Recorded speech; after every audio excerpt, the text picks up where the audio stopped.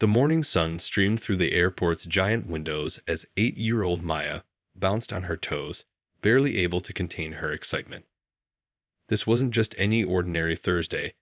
It was the start of her very first solo trip to visit her grandmother in Atlanta. Her parents, both hard-working lawyers who rarely took time off, had surprised her with first-class tickets just last week. "Remember to sit still during takeoff," her mom reminded her gently, adjusting Maya's purple hair bow that matched perfectly with her special traveling dress. Maya nodded, but her mind was already racing ahead to all the amazing things she'd get to do on the plane.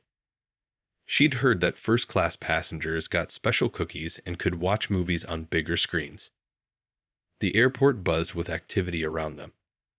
Business people rushed past pulling their rolling suitcases, families herded sleepy children toward their gates, and airline staff in crisp uniforms directed traffic through the terminal. Maya held her sparkly unicorn backpack close, feeling very grown up with her own ticket tucked safely inside the front pocket. "Can we go to our gate now?"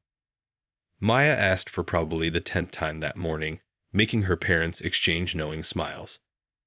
They'd arrived extra early because Maya had insisted on watching the planes take off and land before their own flight. Her face pressed against the huge airport windows, she'd counted 7 planes already. As they walked through the terminal, Maya practiced her best important passenger walk, just like she'd seen in movies. Head high, shoulders back, taking careful steps in her shiny new travel shoes that lit up with each step.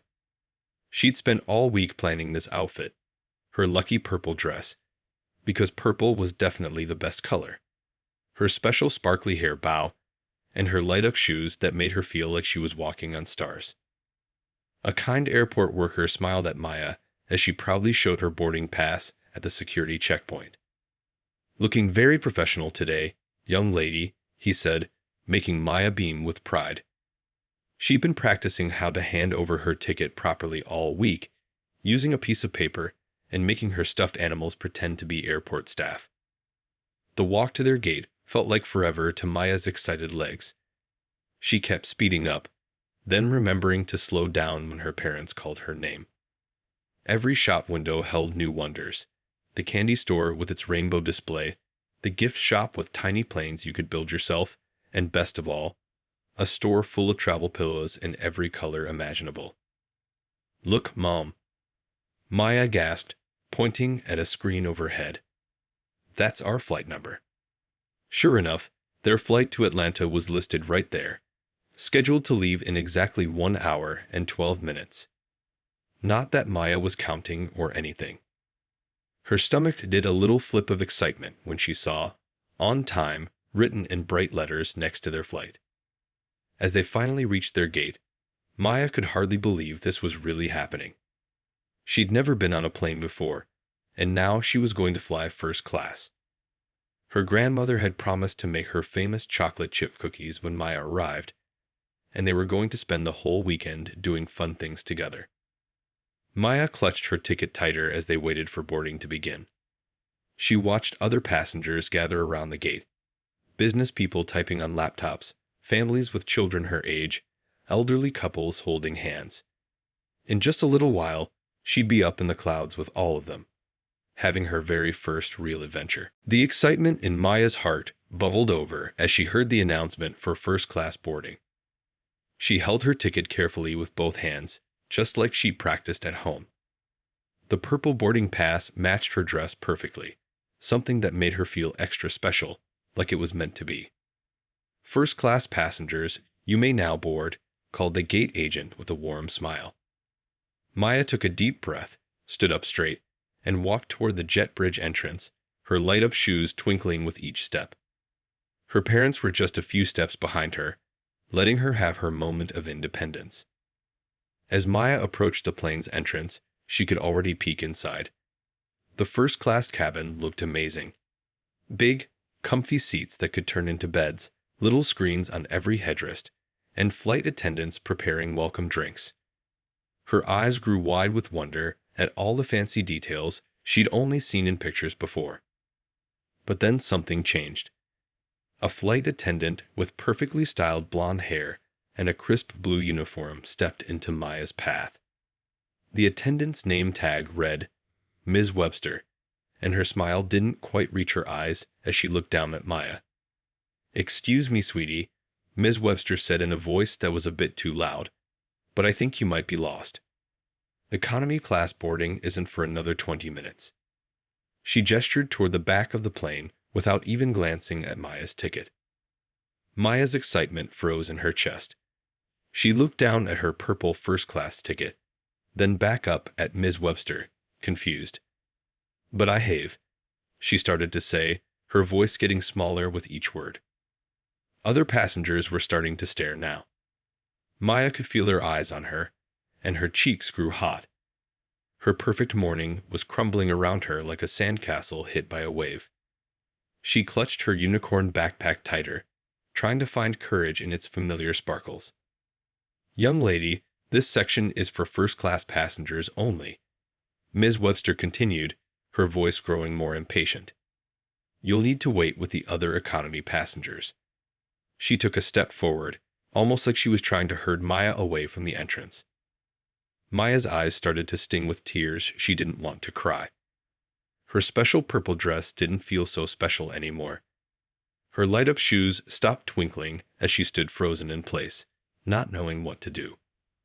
All the confidence she'd built up practicing her important passenger walk seemed to vanish into thin air.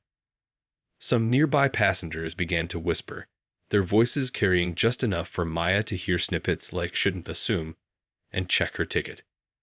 An older gentleman in a business suit frowned and started to stand up, while a kind-looking lady nearby pulled out her phone. The whole moment felt like it was stretching out forever, like when you're waiting for the last school bell to ring before summer vacation. Maya's ticket suddenly felt heavy in her hands, and all she wanted was to disappear. She'd been so excited about her first plane ride, about being grown up enough to sit in first class, about everything. And now all those happy feelings were turning into a knot in her stomach.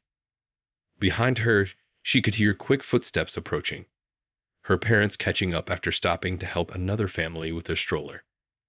But in that moment, standing alone in front of Ms. Webster's disapproving stare, Maya felt smaller than she'd ever felt before.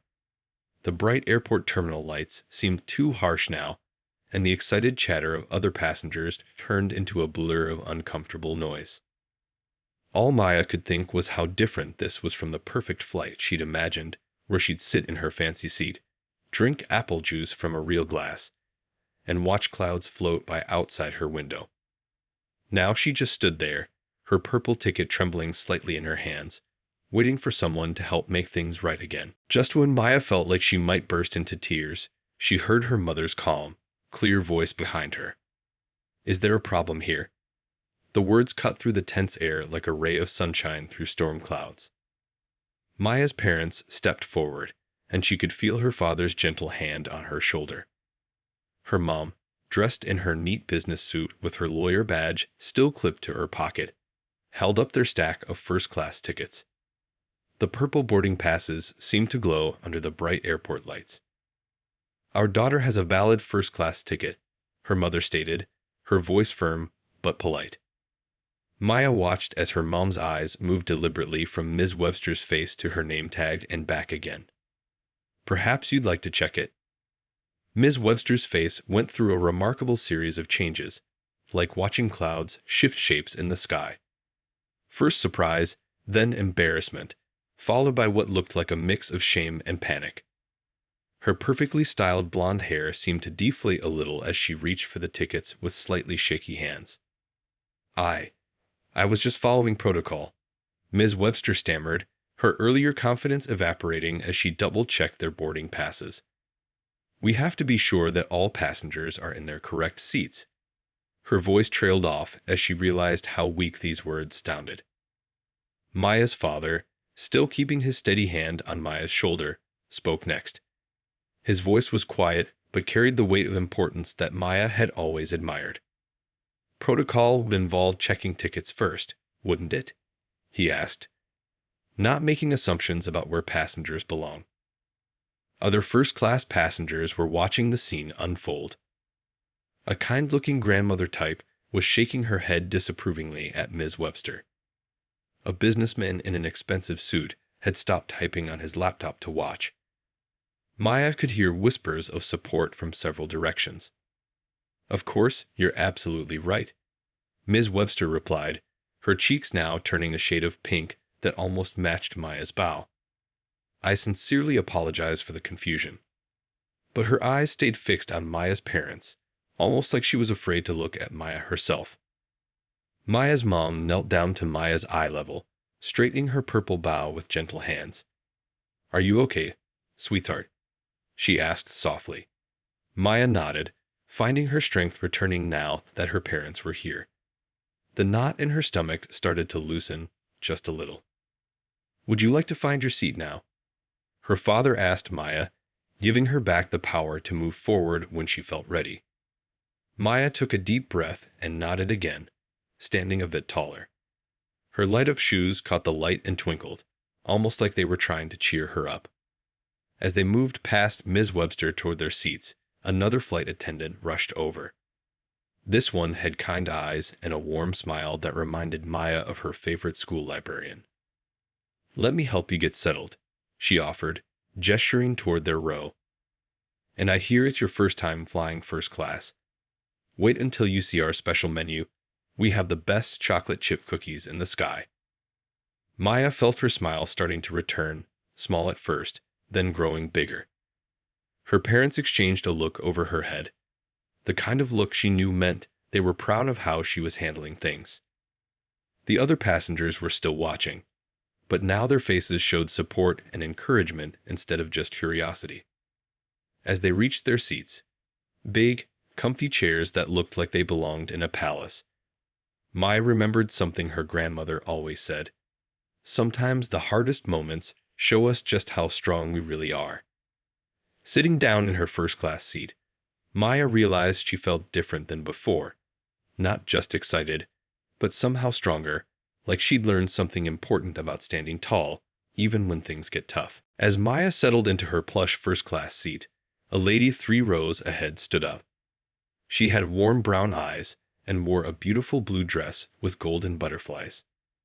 People around her started whispering excitedly, and Maya noticed several passengers pulling out their phones to take pictures. This wasn't just any passenger. It was Mrs. Thompson, the famous civil rights lawyer who often appeared on TV talking about making the world a better place. Mrs. Thompson walked over to Maya's row, her heels clicking softly on the airplane carpet. "Mind if I join you for a moment?"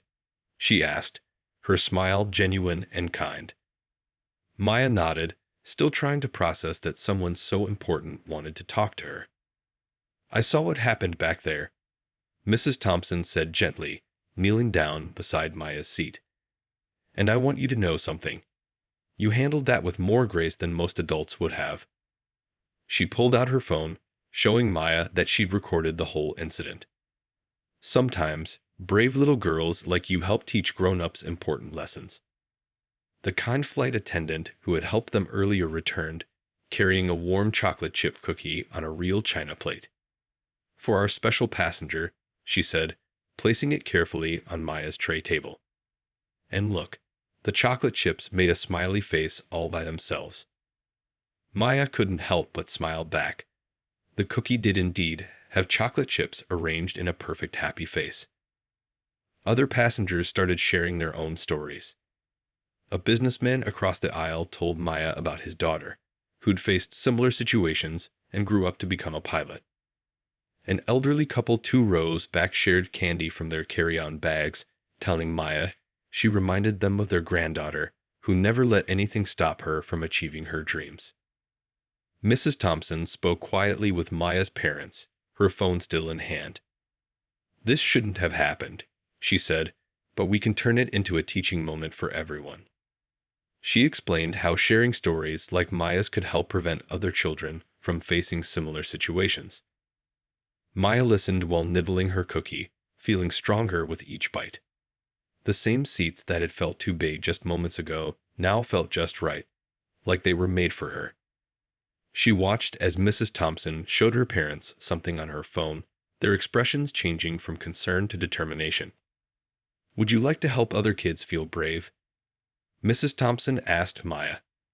Sometimes sharing our stories helps others find their courage too. Maya thought about how scared she'd felt earlier, and how she wished no other kid would have to feel that way. She nodded, sitting up straighter in her seat. The plane's engines hummed to life, and Maya could feel the slight vibration through her feet. As the flight attendants began their safety demonstration, she noticed Ms. Webster at the front of the cabin, stealing glances in their direction. But now, instead of feeling small, Maya felt tall, taller than she'd ever felt before. Mrs. Thompson returned to her seat as the plane prepared for takeoff, but not before giving Maya a tiny golden butterfly pin from her purse. For remembering that beautiful things can come from difficult moments, she said, carefully attaching it to Maya's purple dress. Looking out the window as the plane began to move, Maya touched the butterfly pin and smiled. The airport lights twinkled like stars, and she realized this flight had become something more than just her first time in first class. It had become a story about standing up, speaking out, and finding friends in unexpected places. Her mom squeezed her hand as the plane lifted off the ground, and Maya watched the city below grow smaller and smaller. She thought about her grandmother waiting in Atlanta, and how much she had to tell her now. This wasn't just a story about a flight anymore.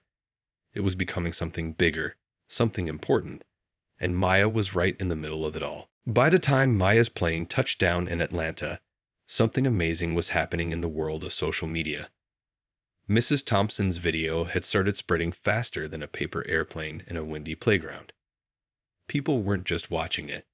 They were sharing it with their friends, family, and anyone who would listen.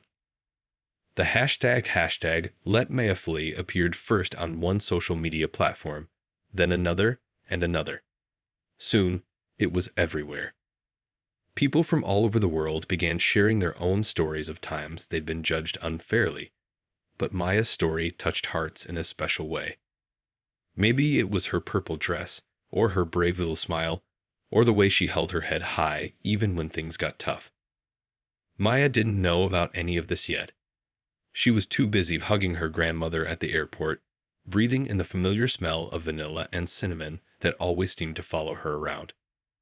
Her grandmother held her extra tight, as if she could somehow squeeze out all the hurt from earlier that day. But then Maya's parents' phones started buzzing nonstop.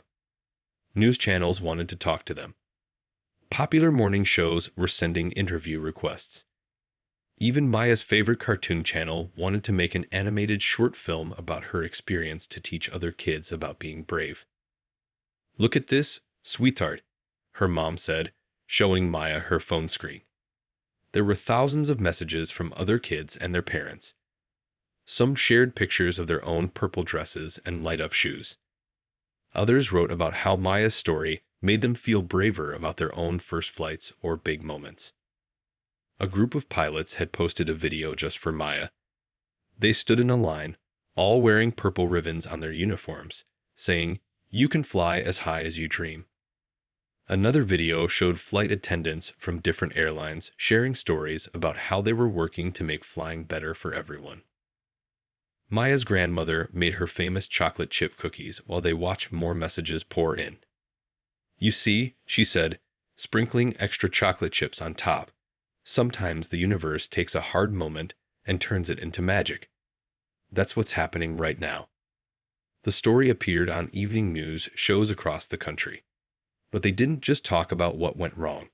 They talked about what went right. They talked about the kind passengers who spoke up, about Mrs. Thompson who took action, and about Maya's parents who handled everything with such grace. Most importantly, they talked about Maya, the little girl in purple who showed everyone what courage looks like.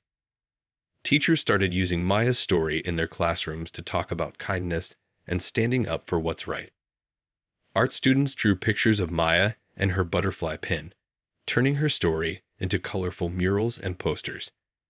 Some kids even started Purple Dress Fridays at their schools to show support for being kind to everyone. By bedtime that first night at her grandmother's house, Maya had become more than just a little girl taking her first flight. She had become a symbol of hope for lots of people. But to her grandmother, who tucked her into bed with an extra cookie and a kiss, she was still just Maya. Brave, beautiful Maya, who hadn't let one bad moment steal her shine.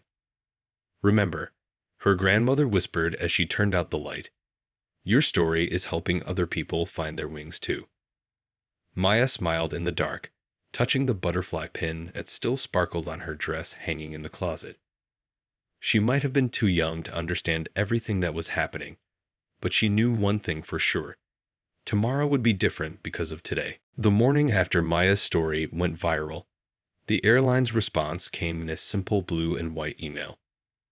We apologize for the incident, it read, just like dozens of other corporate apologies people had seen before. But nobody was satisfied with those plain, cookie-cutter words, especially not after seeing Maya's brave little face in that purple dress. People started leaving comments everywhere, on the airline's social media, their website, even under old posts about vacation destinations and holiday deals. Do better, they said. Make real change, they demanded.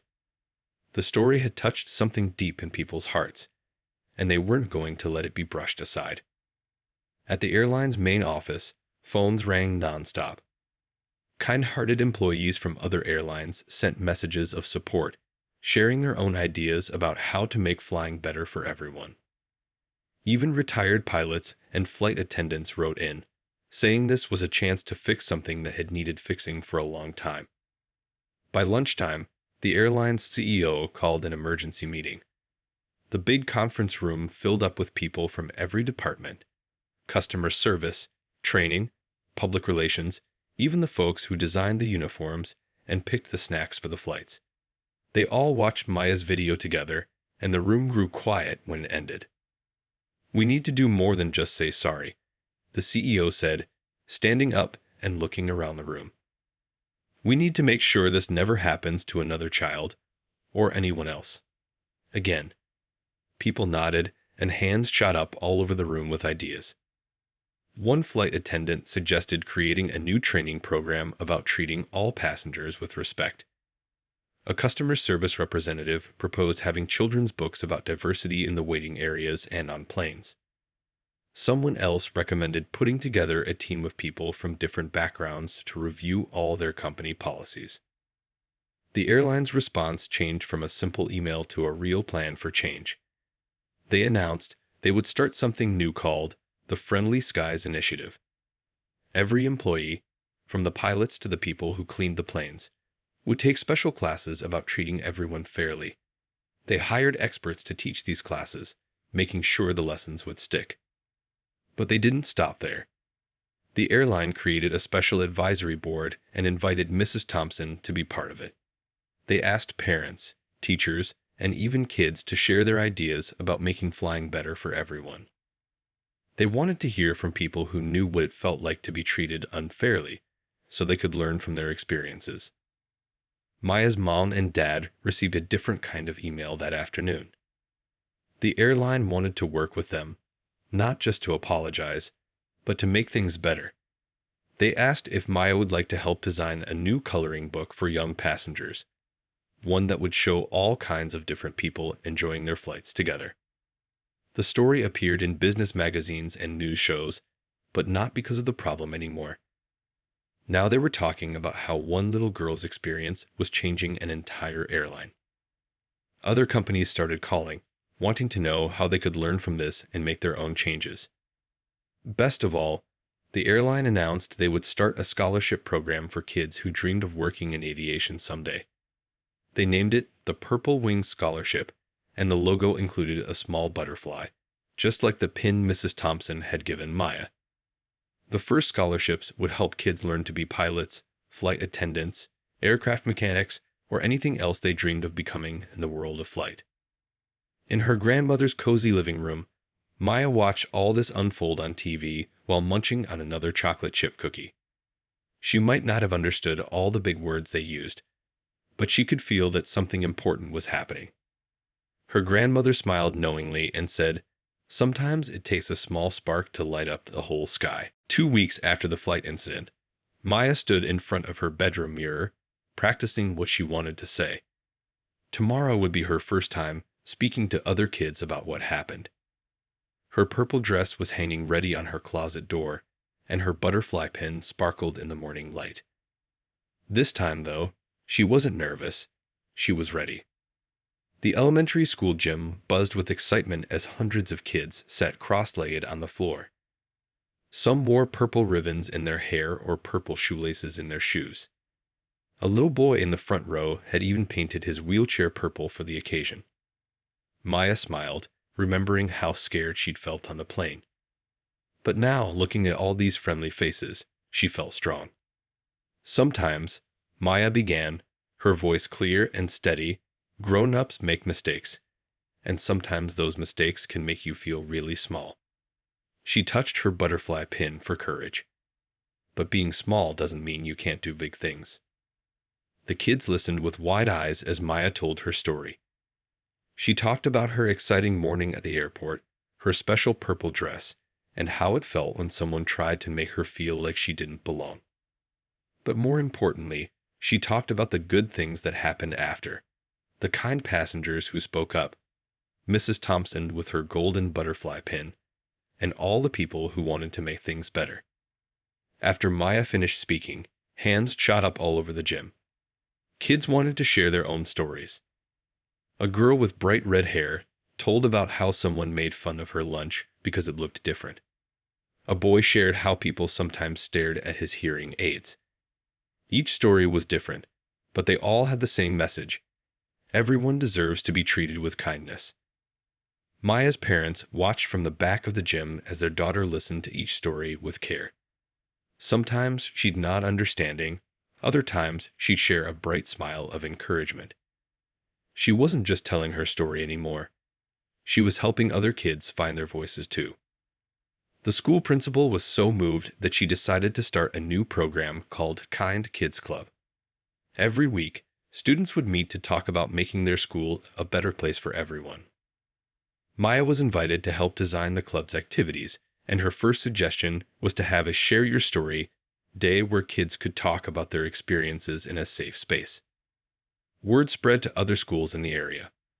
Soon, Maya was visiting different classrooms, talking to kids of all ages. She didn't just talk about what went wrong on the plane.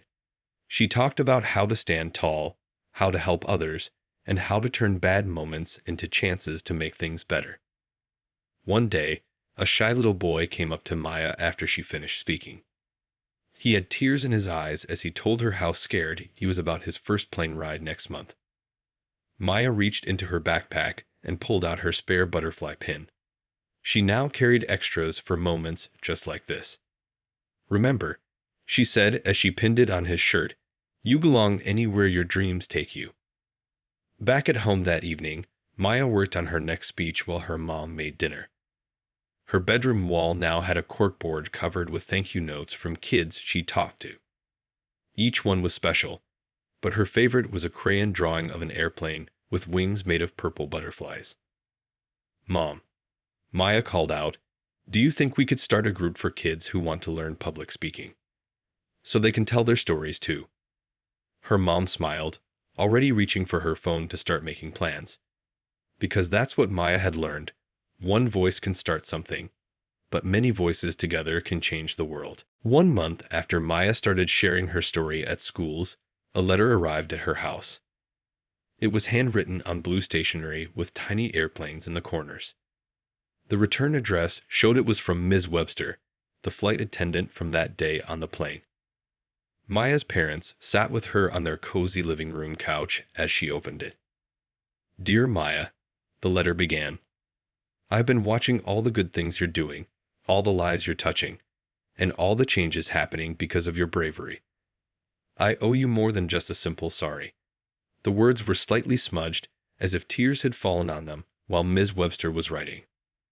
The airline had started a special program to help employees learn from their mistakes. Ms. Webster asked if Maya and her family would meet with her as part of this program. Not to make Maya feel bad again, but to help everyone understand how to do better. Maya thought about it carefully, twirling her butterfly pin between her fingers. "If it helps other people," she said finally, Then we should do it." Her parents hugged her, proud of how their little girl could see the bigger picture. The meeting happened in a bright room at the airline's training center. The walls were covered with colorful posters about kindness and respect, many of them inspired by Maya's story. Ms. Webster was already there, sitting nervously at a round table with a box of tissues nearby. When Maya walked in wearing a new purple dress, her favorite color hadn't changed. Ms. Webster stood up quickly. Her hands were shaking a little as she spoke. "Thank you for coming," she said softly. "I've learned so much since that day." Instead of just saying sorry, Ms. Webster shared her own story. She talked about growing up with certain ideas about people, ideas that weren't fair or right. She explained how Maya had helped her see things differently. "You taught me more in that one moment than I'd learned in all my years of training," she admitted. Maya listened carefully, holding her mom's hand. She noticed that Ms. Webster was wearing a small purple ribbon on her uniform, just like the ones kids at school had started wearing. It made Maya smile a little, seeing how her story had touched even the person who'd caused it. The conversation wasn't easy. There were tears and quiet moments and hard truths. But there was also laughter, especially when Maya showed Ms. Webster some of the drawings kids had made of purple airplanes and butterfly pilots. They talked about how sometimes the hardest moments can lead to the most important changes. Ms. Webster had brought something special with her, a training video she'd helped create for all new airline employees. In it, she told her side of the story, about how one moment of prejudice could hurt someone deeply, but also how learning from mistakes could make things better for everyone. Before they left, Ms. Webster asked Maya if she could have a butterfly pin too. "Not to wear," she explained quickly, "but to keep on my desk as a reminder to always look with my heart first, not just my eyes." Maya happily gave her one, watching as Ms. Webster carefully pinned it to her name badge. That evening, as Maya got ready for bed, she thought about how different things felt now. The scary moment on the plane didn't feel so scary anymore. Instead, it felt like the beginning of something important, a story about how people can learn and grow and change. "You know what, Mom?" Maya said as she snuggled under her covers. "I think Ms. Webster is going to help a lot of people now, too." Her mom smiled, adjusting Maya's purple pajamas. "That's because you showed her how," she replied, kissing Maya's forehead. "Sometimes teaching someone else to fly means learning to soar yourself." 1 year after that life-changing flight, Maya stood on a much bigger stage at the National Youth Leadership Conference. The huge auditorium was filled with thousands of people, all wearing at least a touch of purple somewhere in their outfit. Maya's original purple dress was now displayed in a glass case in the airline's museum, but she wore a new one, still with her first butterfly pin sparkling on the collar. The conference theme was Small Wings, Big Changes, inspired by Maya's story. On the walls hung photographs from the past year, pictures of the airline's new training program called the Maya Initiative, images of children sharing their own stories at schools across the country, and shots of flight crews wearing purple ribbons on their uniforms. "When I first got on that plane," Maya began, her voice clear and confident now, "I was just excited about getting cookies in first class." The audience laughed warmly. But life gave me something much bigger than cookies that day. It gave me a chance to help change things. She told them about all the amazing things that had happened since that morning at the airport. How the airline had trained over 10,000 employees using their new Respect program. How kids in schools everywhere had started speaking up when they saw something unfair. How Ms. Webster had become one of the airline's top trainers, teaching others about treating everyone with kindness. The Purple Wings Scholarship had already helped 50 young people start their journey toward aviation careers. In the front row sat the first scholarship winner, a girl who used a wheelchair and dreamed of becoming a pilot. Next to her was a boy who had been scared to fly because he thought he wouldn't fit in, but now was training to be a flight attendant. Maya showed pictures of the kind kids clubs that had spread to over 500 schools. Each club had its own special way of helping students feel like they belonged. Some made welcome cards for new kids. Others started buddy systems for lunchtime so no one would eat alone. All of them had butterfly pins as their special symbol. But the best part, Maya said, touching her pin, isn't about the big changes. It's about the small moments. She shared stories about kids who had written to her. The shy boy who finally spoke up in class, the girl who made friends with someone she used to avoid, the group of students who started helping younger kids feel brave on their first day of school. Mrs. Thompson, still wearing her butterfly-covered dress, joined Maya on stage. Together, they unveiled something special. A giant purple butterfly made of thousands of smaller paper butterflies. Each one carried a message of hope or a story of kindness written by someone who had been touched by Maya's journey.